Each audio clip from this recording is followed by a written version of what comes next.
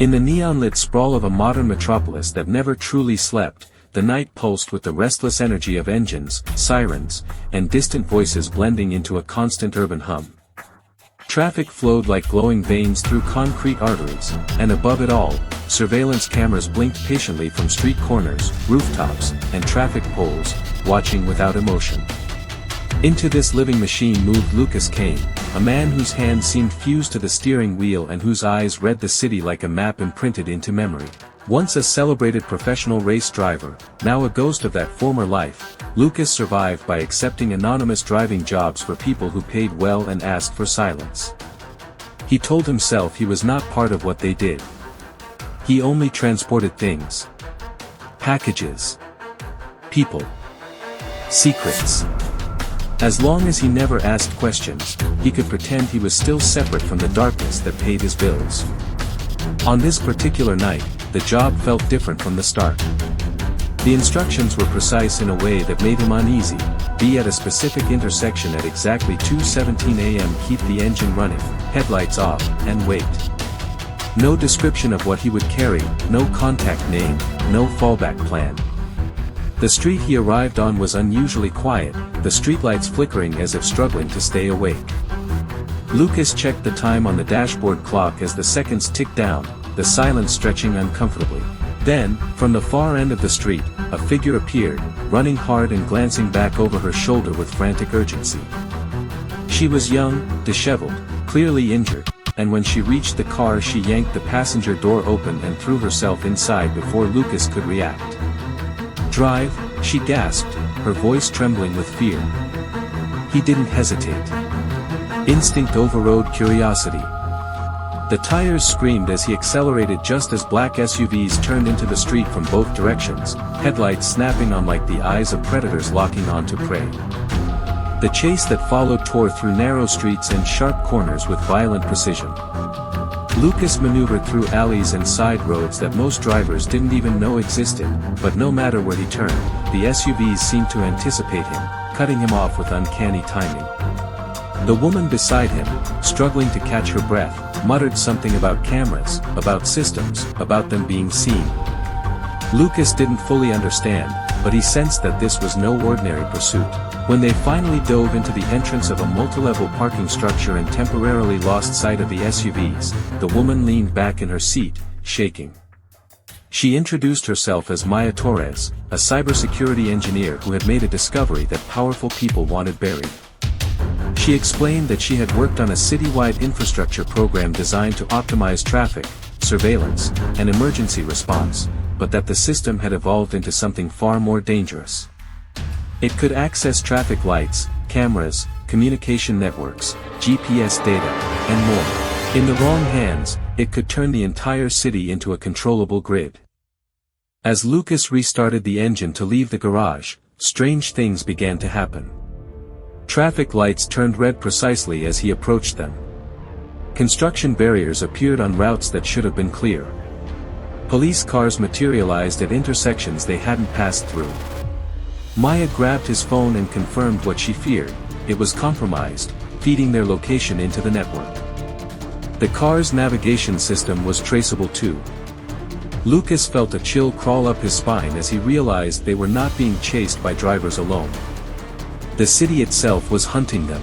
Cameras were watching, algorithms predicting, and someone somewhere was directing it all. That someone was Victor Hale, a man sitting in a dark control room filled with glowing screens, calmly observing their flight as if it were a game of chess. Hale led a criminal network that had partnered with corrupt tech insiders, and he knew exactly who Lucas was. Lucas had not been randomly chosen for this job. He had been selected for his skills, his desperation, and his ability to do exactly what he was now doing: keep Maya moving long enough for Hale to track her. Lucas and Maya found temporary refuge in an abandoned underground garage where the sound of the city faded into distant echoes. For the first time, they spoke without panic driving their words. Lucas admitted he had no idea what he had been asked to transport. Maya studied him and realized he was telling the truth. He wasn't a villain, just a man surviving the only way he knew how. She proposed a plan that would require him to do more than survive. An old colleague of hers knew parts of the system's architecture and might be able to create a blind spot in the surveillance network, but reaching him would mean crossing half the city under constant monitoring. Lucas understood that helping her would make him a target not just for criminals, but for forces that seemed capable of manipulating every street around them. He agreed anyway, surprising himself with how little hesitation he felt. Something about Maya's fear and determination cut through the numb routine he had been living in for years. What followed was a tense journey through a city that felt increasingly hostile and intelligent. Lucas drove through crowded night markets, slipped down maintenance roads, and navigated stair ramps and narrow service alleys that tested the limits of his skill.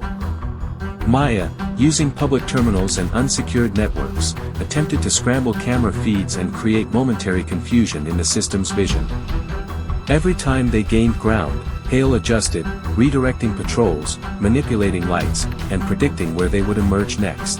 The contrast between Lucas's instinctive driving and the cold calculation of the surveillance system created a relentless psychological duel. Gradually, they began to move as a synchronized pair, Maya calling out timing based on the system's patterns and Lucas responding with split-second maneuvers that defied expectation. When they finally reached the warehouse where Maya's contact was supposed to meet them, the place felt wrong from the start. Too still. Too quiet. The ambush was immediate and violent. Armed men emerged from shadows, and despite Lucas's desperate attempt to fight back, he was overwhelmed. Maya managed to escape through a narrow ventilation passage as Lucas was beaten, restrained, and taken away. He was brought before Victor Hale, who greeted him not with anger, but with unsettling calm. Hale explained that Lucas had been part of the plan from the beginning. His racing history, financial troubles, and psychological profile had all been analyzed. He had been the perfect candidate to transport Maya without realizing he was being used. Lucas's sense of control shattered in that moment. Everything he believed about staying detached from the crimes he facilitated dissolved into the understanding that he had been manipulated with precision. Meanwhile, instead of fleeing the city, Maya made a different choice. She infiltrated a municipal control center and uploaded a disruptive script into the network. Across the city, traffic systems began to desynchronize, cameras looped old footage, and communication networks fractured into chaos. The very system that had hunted them now stumbled blindly. Using this confusion, Lucas managed to escape captivity and, battered but driven by a new clarity, made his way toward the tech headquarters where Hale had gone to regain control manually. Maya was heading there too. Their separate paths through the destabilized city converged as dawn began to lighten the horizon. The final chase erupted through an industrial district where the system's influence was weakened. Hale relied on vehicles and men now, but Lucas had the advantage of unpredictability. Engines roared through empty warehouses and between shipping containers as the sky slowly shifted from black to gray. The pursuit ended in a spiraling parking structure where Lucas confronted Hale face to face. Without screens, cameras, or algorithms, the fight became brutally human. Exhausted, injured, and fueled by anger, Lucas fought with a raw determination that had nothing to do with driving. He defeated Hale in the echoing concrete structure, the symbolic heart of the trap he had been caught in since the beginning. As sirens began to echo in the distance, Maya used the last of her access to upload evidence of the conspiracy to journalists and authorities. The truth spread faster than the system could suppress it. But there was no triumphant celebration. Lucas stood on the rooftop, watching the sunrise over a city that had nearly destroyed them. Maya joined him, and for a long moment they simply stood in silence, aware that their lives had been permanently altered. They knew they could not return to what they had been. Without speaking about it, they walked back to the car together. The final image of the film is quiet and open. Lucas drives along an empty highway as the city shrinks in the rearview mirror. Maya sits beside him, staring ahead. They have no clear destination, no plan beyond leaving. The road stretches forward into uncertainty, and for the first time since the night began, there are no cameras guiding their path, no lights changing against them, no system predicting their next move. Only the sound of the engine, the rising sun, and the fragile possibility of freedom. As sirens began to echo in the distance, Maya used the last of her access to upload evidence of the conspiracy to journalists and authorities. The truth spread faster than the system could suppress it. But there was no triumphant celebration. Lucas stood on the rooftop, watching the sunrise over a city that had nearly destroyed them. Maya joined him, and for a long moment they simply stood in silence, aware that their lives had been permanently altered. They knew they could not return to what they had been.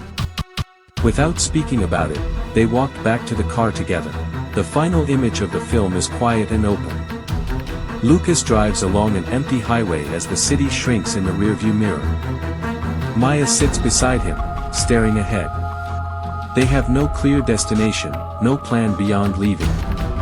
The road stretches forward into uncertainty, and for the first time since the night began, there are no cameras guiding their path, no lights changing against them, no system predicting their next move. Only the sound of the engine, the rising sun, and the fragile possibility of freedom.